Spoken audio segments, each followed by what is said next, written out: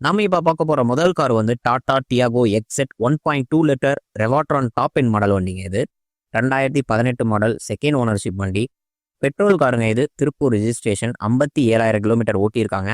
ப்ராப்பரான service record இருக்கு. Insurance வந்து லைவ்ல தான் இருக்குங்க. ஏபிஎஸ் பிரேக்கு, 2 ஏர் பேக் இருக்கு.